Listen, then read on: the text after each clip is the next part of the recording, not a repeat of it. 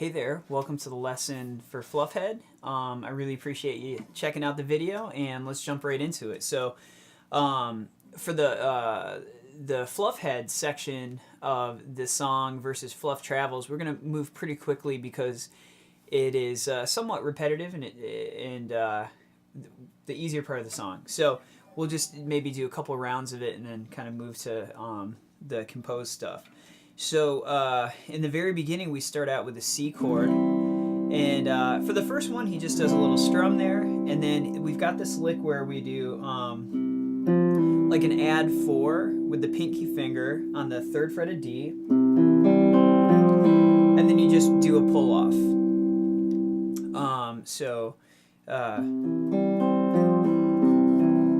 Like that. Then we move it up and do the same kind of thing with this D, this sort of suspended chord we're going to have here. And then we go all the way up and play a G, still in that kind of C chord shape, but we add the pinky finger to the 10th fret, 10th fret of the high E string, and then move that chord down a whole step to make it an F, add 9. Or not add 9, I guess that's the 5th. But anyway, that's our intro. Oh.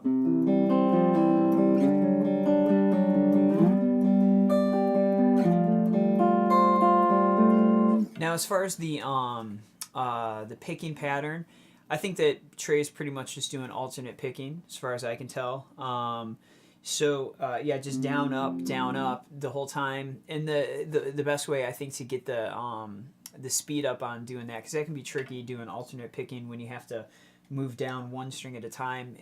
Best way is just to do it really slowly and really be aware of how much movement you're bringing to it. If you can accomplish something with a smaller movement, usually that pays off in the long run as far as building speed. Now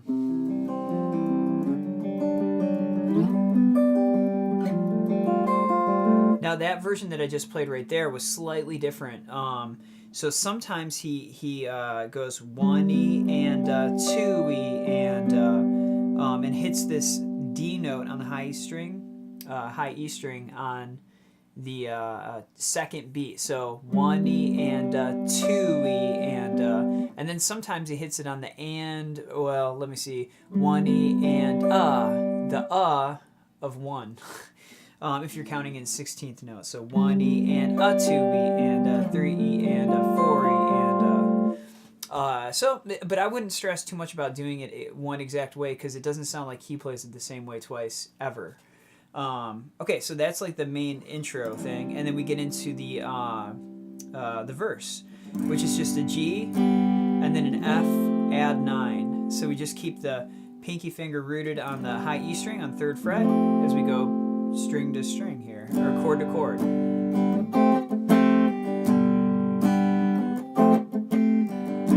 And that's really it. So, it goes through. Here's our second one.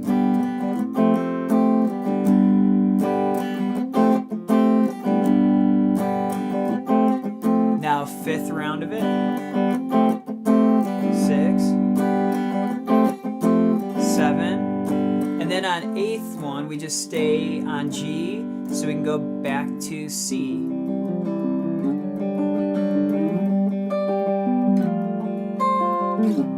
And then it goes from there. So cool, that's the intro. It just goes back and forth between the picking part from C, D, G, F to the verse G to F, add 9. I think there's 3 verses, so let's just kind of fast forward ahead.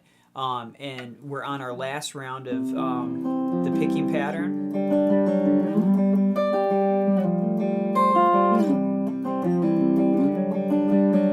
This time we're going to go to an A add 9, I guess you could call it. And this is where we're going to start to transition into the Fluff Travels part.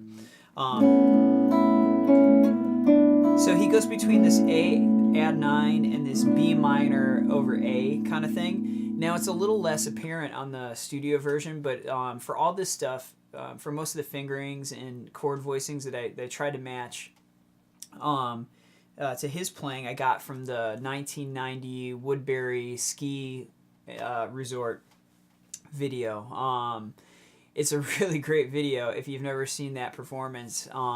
There's a lot of really good stuff on it. It's just kind of that old school, you know, it's 1990, so it's like, it's just a different vibe at that time. But anyway, this is you get a good shot of a lot of the songs in case you're looking for fingerings or anything. That's a good one to reference. So anyway, in that one I could see he's really going between the A add 9 and the B minor over A.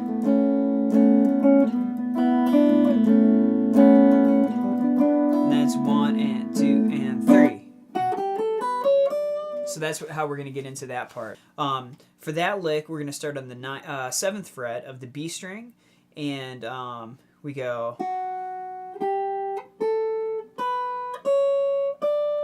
like that. Then we're going to keep the pinky finger pressed down and slide up to 12. Then we do a pull off, 10, 9. Like that. It's a major 7th kind of shape.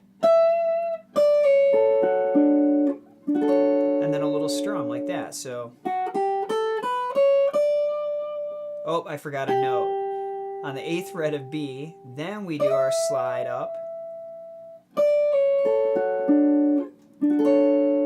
Now we stay in this position, go back to the high E string and do hammer on to 10, lift off.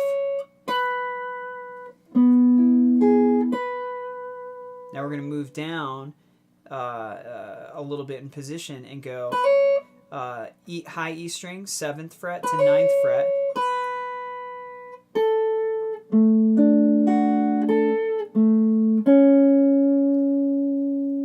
Like that. So at first, really, you know, this little lick is coming from the, I think of that as just the D major scale, starting on the 3rd note in the scale, and that leads us to D. But then we hit a G over here, slide up, D major 7,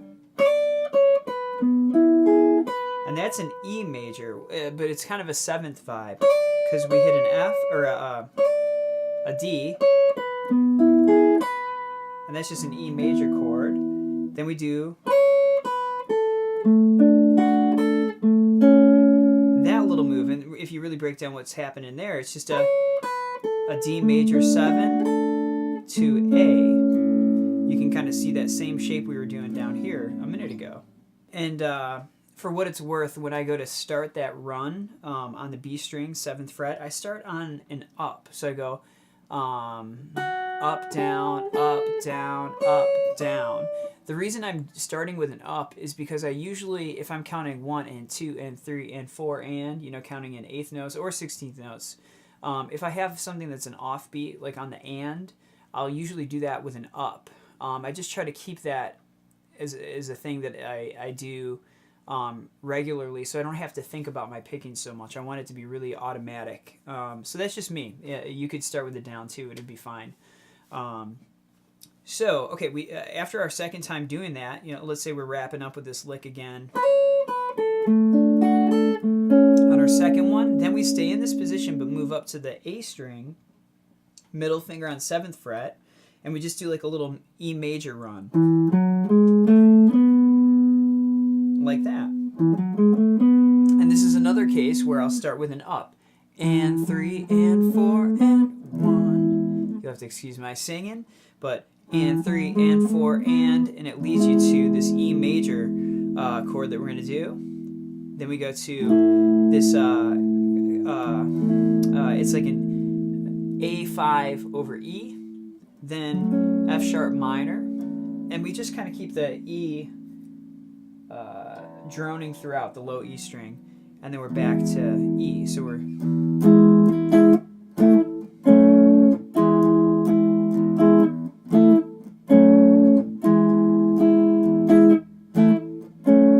then we go to D and our little E major run.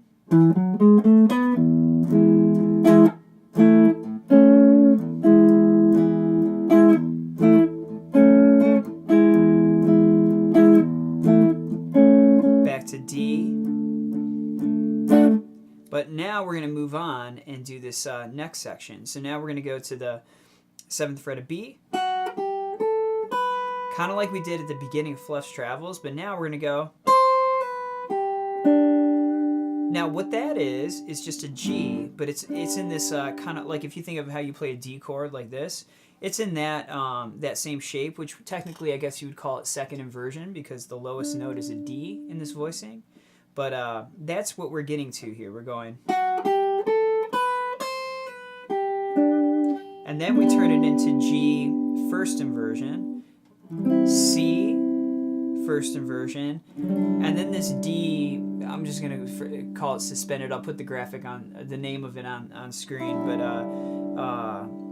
anyway, it's a D chord, and we do that again.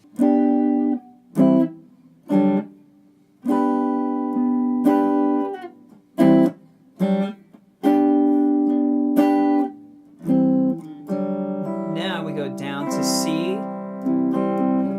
back to our lick.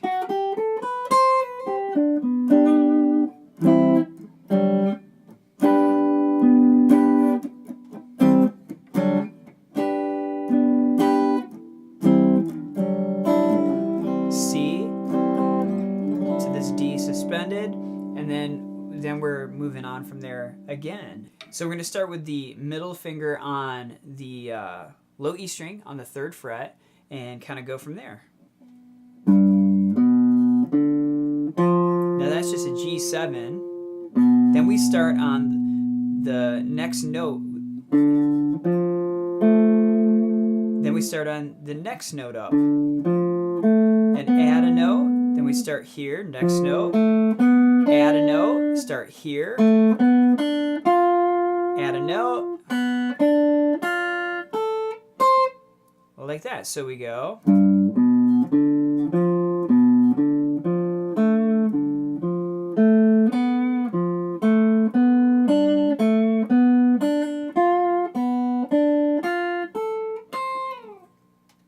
Like that. And that leads us to this C over E chord, because it's just a C chord, but we let the low E string ring out, and we're moving on. So for this next part, we'll just do like little chunks at a time. We're going to start with pinky finger on the 5th fret of G.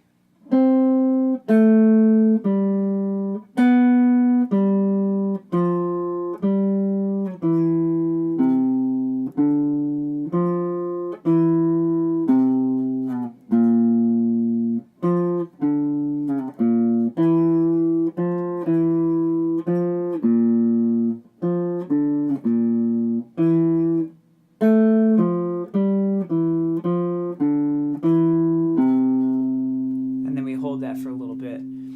Okay, so then we're going to end up going up to the 12th fret of high E, 10th fret, and it goes from there.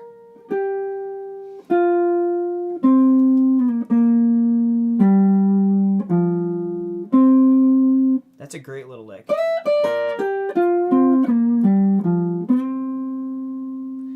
Then we go to 10th fret of G with the pinky.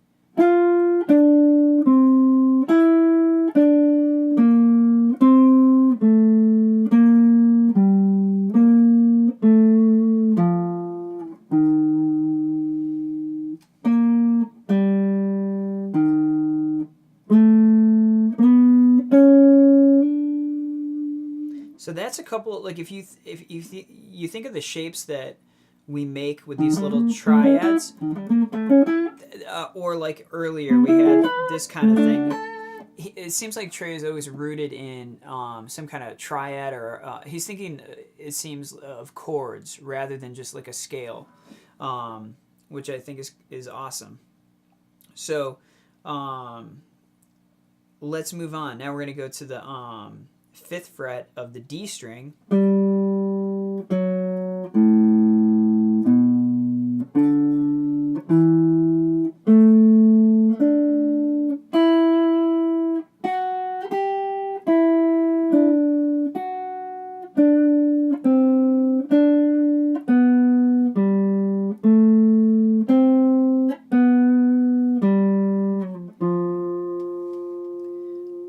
Now here he slides up. Sounds like he goes to the 10th fret on the studio recording.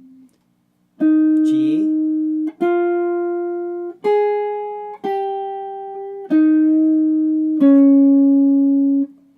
here's a little lick that'll repeat.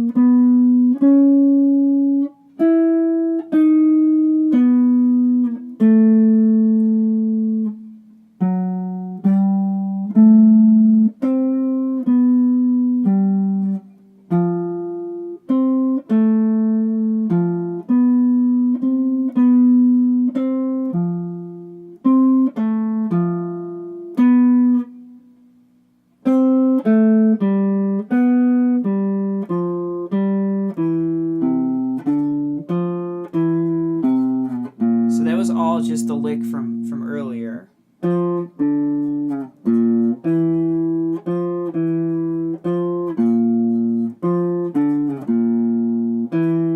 second fret of G.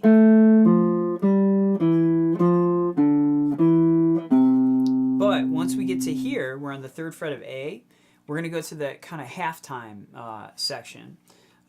So let's look at that. What we do is go second fret of G, fifth fret of D, and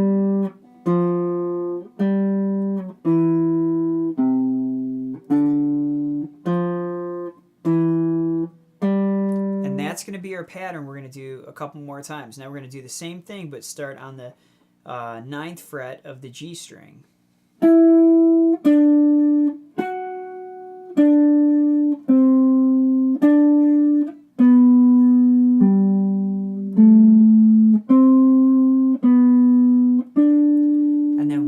Time on the fourth fret of G. But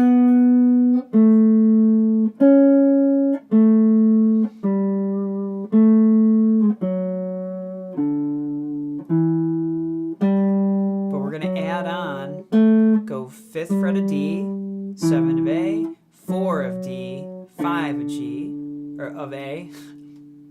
Then we do this other little lick. So yeah, we've got fourth fret of G, fifth fret of D,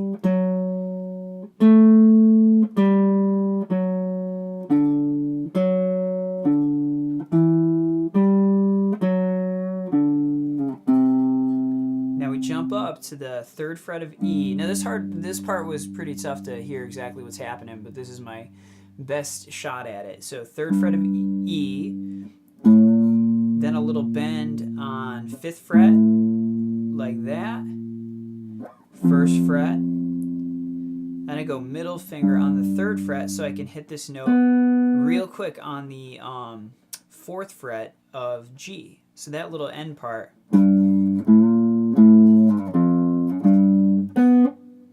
And then we get into the end sequence that kind of ascends, and it's going to be another part where there's a pattern that's going to repeat.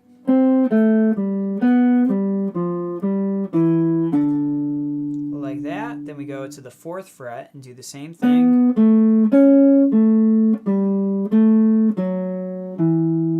Then we go to the sixth fret, same thing.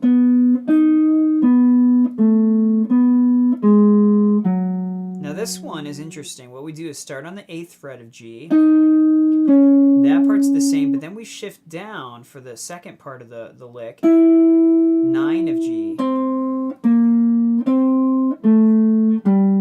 So that one's different than all the others because we're going,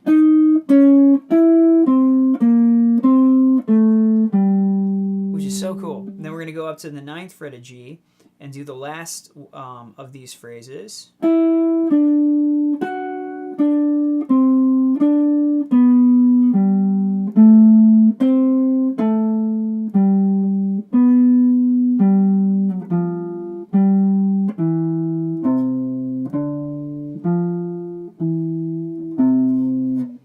6 of E,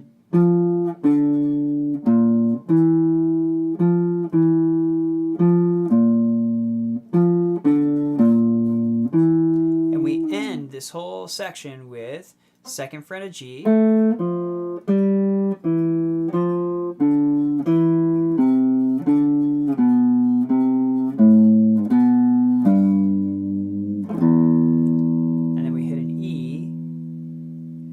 up, kicks on the drive, and there's it sounds like this just an E power chord, E5. I'm just doing 7th fret of A, 9th fret of D and 9th fret of G, and I'm even leaving strings open. I kind of think that's what's happening with him, but he might not do the same thing every time anyway. You know, like if you're still working on getting all those individual little licks and chunks down, I would like try to treat each one like its own little thing, and then once you get each little lick, like for instance, that's one, you know, and then you can practice the one, that could be a lick that you just practice, that little thing, and then that could be a lick. So this is how I approach it if I'm practicing and trying to get a song like this down where there's so many parts and so many notes. I just do these little chunks. It's like making a Lego building. You build some blocks, then you keep building and stacking, and eventually you've got the whole thing put together. Also, as we move on to the next section, it sounds to me like, and he may have even had his middle pickup on before, but it sounds like he has the middle pickup on for this next section, especially when you hear it with the overdrive. So I'm kicking on the middle pickup, and I think in those days, I think he had the Languedoc that had that kind of single coil middle pickup. I think it sounds like it, but I don't have that, so it's all good. If you do have a middle Strat style pickup, that'd probably be cool for this part. So I'm kicking on 2 tube screamers for this next section. One tube screamer is on full blast, and I just took this off of his rig rundown that he did on YouTube. If you haven't seen that, definitely check it out. I've seen it so many times. I just could hear him talk about his gear all day long. It's fascinating. But he has one tube screamer that's kind of full blast with the tone, maybe around 12 o'clock. I have mine dialed back a little bit. And then the second tube screamer has the level on full blast and the gain almost all the way off. I have mine, I guess it would be sort of like the 9 o'clock position for the gain. And then again, the tone is kind of 12 o'clock position. But anyway, we get a really cool sound with the...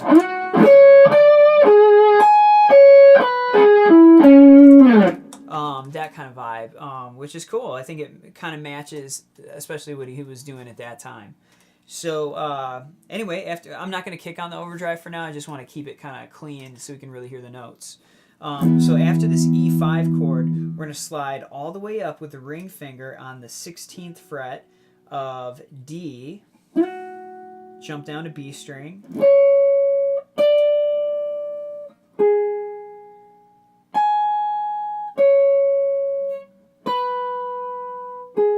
E major triad,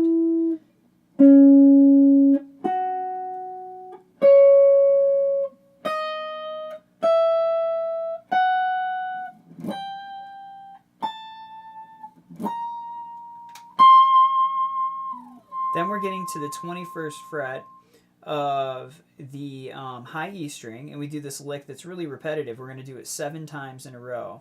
1, 2, 3, 4, 5, 6, 7, 8.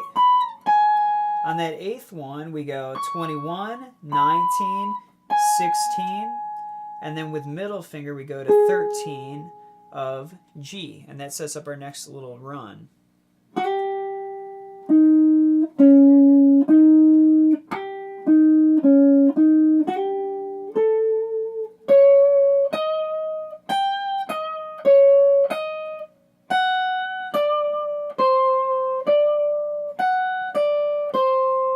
And then we're going to have this kind of ascending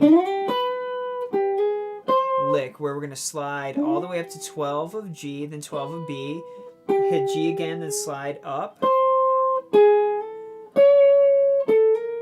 And we go all the way up to the 19th fret.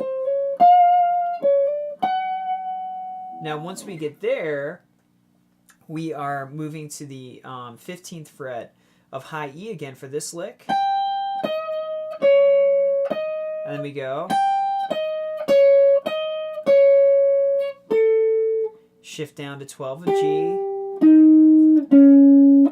And then again we climb up like that. But now we're going to go to 14 of E.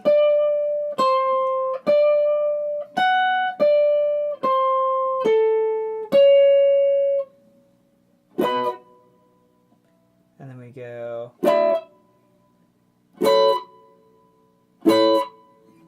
Cool. Now we're going to go to this next part where we jump down a little lower and play some chords. So we're going to be playing a B chord here to start out. We go 3 of those. 1, 2, 3, 4. 4 of those. And then 1, 2. We're going to add a couple fingers here. Ring finger, middle finger. Then we go 5th fret of D, G, and B. And then we hop up and go same kind of thing. Like that. Add the ring finger to 9th fret of B. F is going to be 10 of G, 10 of B, and 8 of high E. We do that 3 times, and then 5 times on this B9 chord. So we're 9 of D, 8 of G, 10 of B, 9 of high E. 1, 2, 3, 4, 5. Now, there are different ways you could count this. Rather than like worrying about where I am in 4/4, because this part really, I guess, is still, although the time signature has been shifting around and stuff, this part just is 4/4, I think. But I'm just counting the individual strums per chord. So like 1, 2, 3, 4, 1, 2, 3, 1, 2, 3, 1, 2, and then 1, 2, 3, 1, 2, 3, 4, 5. That's just how I do it because it's easier for me to keep track of what's going on. Cool. Now, right after that, Trey cuts out, and it's the organ and piano. I think it's organ solo, and we have a little rest. And then when we come back in, we're going to be on this E5 chord,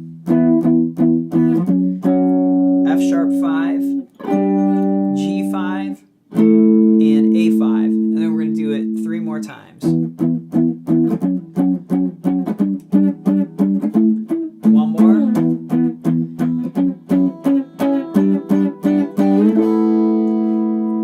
Down and hit a D, A over C sharp, E over B, C over E. Now this is, and we just do those 4 chords again, but there's going to be a funny timing thing. So coming into it, we go 1, 2, 3, 4. 1, 2, 3, 4. 1, 2, 3, 4. 1, 2, 3, 4. Now that was our 4th time doing that, and then we go. After the C over E, we jump up to B flat, and we do 4 strums. We go 1, 2, 3, 4, and then they do this quick little 1, 2, 3, 4, 5. 1, 2, 3, 4. 1, 2, 3, 4, 5. Again, there are different ways you could count that. I think of everything in phrases, so that's easier for me. Now after that second time of doing the B flat to C, we hop up to D. And then a C chord. It's really C over G, D over A, E over B, and then B.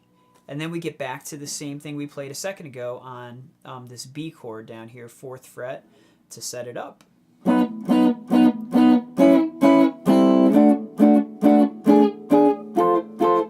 Now, when we get to the B9, we go 1, 2, 3, 4, 5, shift up a fret, 1, 2, 3, 4, shift up a fret, 1, 2, 3, 1, 2, 1, and then, now here he probably just was like, he was just doing the same chord voicing, but it sounds like the bass note, the lowest note, and the highest note aren't in there, maybe just because how we strummed it or whatever the case was. I just try to do it as I heard it on the album version. Cool. Now moving along, we get to this really cool chord.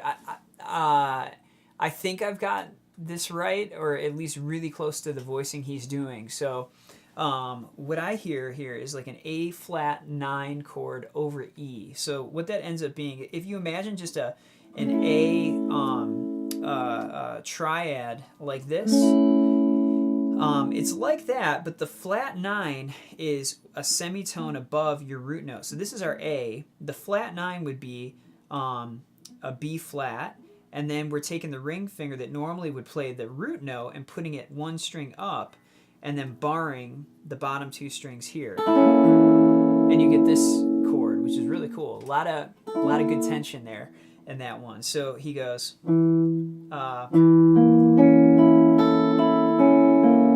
I'll have the picking pattern on screen for that part, but we just come in with that A flat 9 over E, and then we hop up. Now, this next chord, I named it as an F major 7 flat 5, but really it's in the context of a D minor. But just for the sake of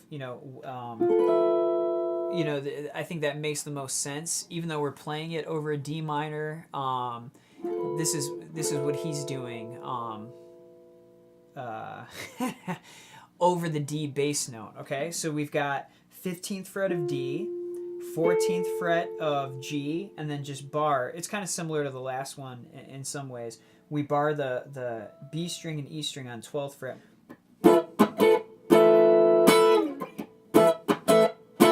And then he goes all the way up to 22nd fret of high E and hits a D. And then we just get this A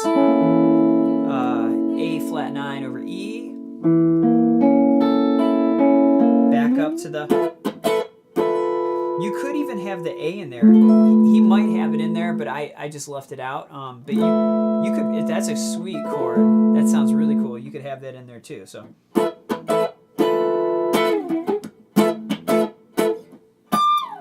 Back down to the A flat 9 over E. Now here's our last one.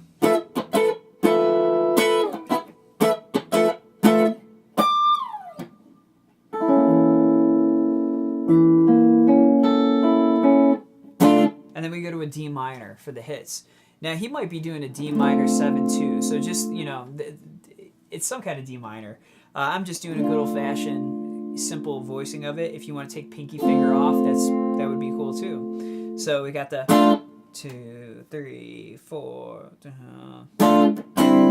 Now for this, it's really like if you listen to the movement of what the bass is doing, I think it's kind of like a D, C, D minor, C, D minor kind of vibe. But when I watch what Trey does, it looks like he just lifts up these fingers. And if you look at that, that's really like a C chord, but inverted. Okay, so and then I'm just keeping the pointer finger on the A string for it. So 2, 3, 4, 1 and a 2 and then we hop up to G. 2, 3, 4, 1, 2, 3, 4 is A, and then back down to D minor.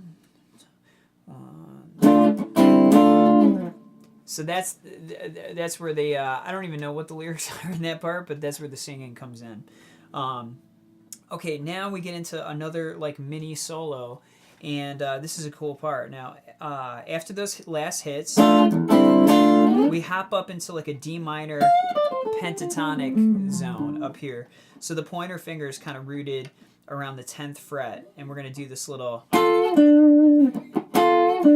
of bluesy lick like that twice. So I'm barring 10th fret of G and B, and then going to 12 of D again. And then there's like a little cool bend happening here. This is another like bluesy kind of lick where we have pinky finger on 13 of B and ring finger on 12 of G.